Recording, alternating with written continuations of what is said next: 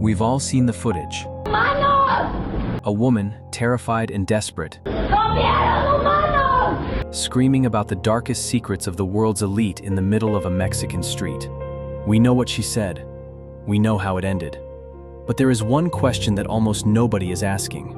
When a person has a public breakdown of this scale, the family is usually the first to arrive. They give interviews. They file police reports. They beg for their loved one to be treated with dignity. But in the case of Gabriela Rico Jimenez, there was only silence. Today, we are going deep into the void. We're looking for the people who knew Gabriela before the world called her crazy. Because if she was telling the truth about being targeted by powerful entities, we have to face a chilling possibility. Was her family silenced along with her?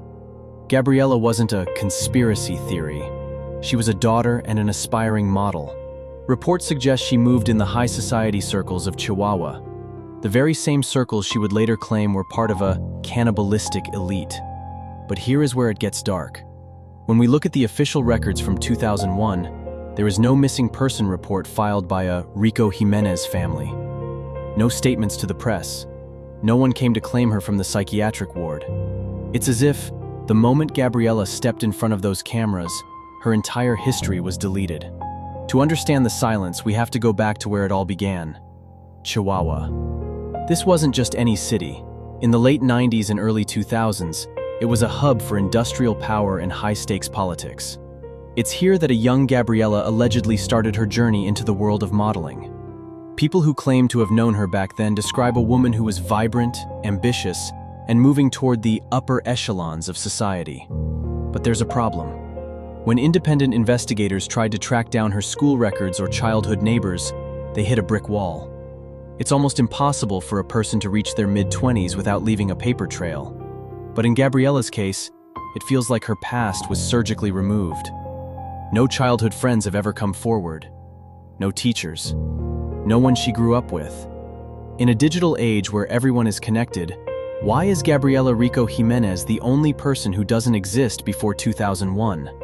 There are two ways to look at this. The first is that she was an outlier, someone who had already cut ties with her family. But the second is much darker. Remember what she screamed about?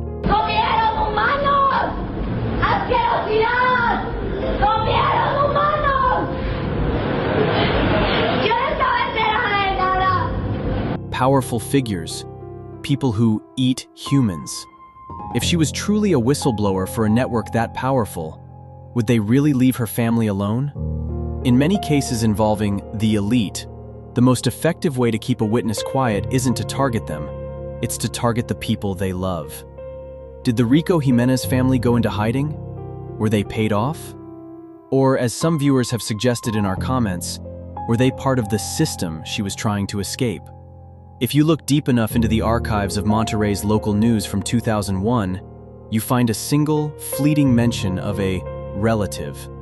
A local reporter claimed that a woman, identifying herself as Gabriela's mother, made a phone call to the hospital. But she never showed up. No name was recorded. No follow-up was ever published. This is where the story turns from a mystery into something much more calculated.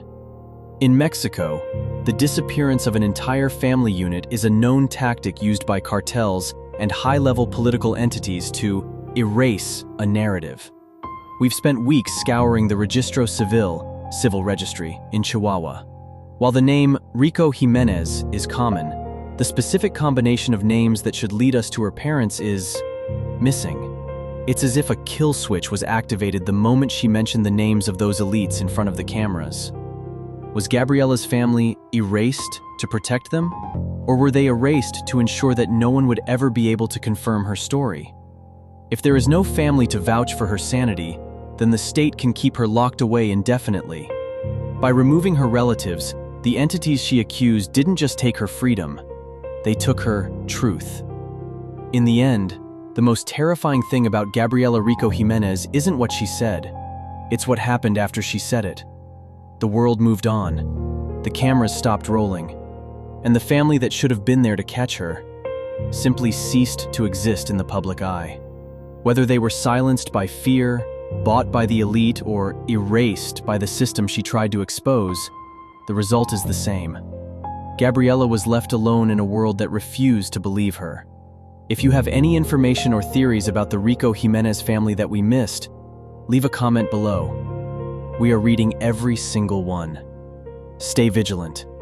This is Criminal Case Network.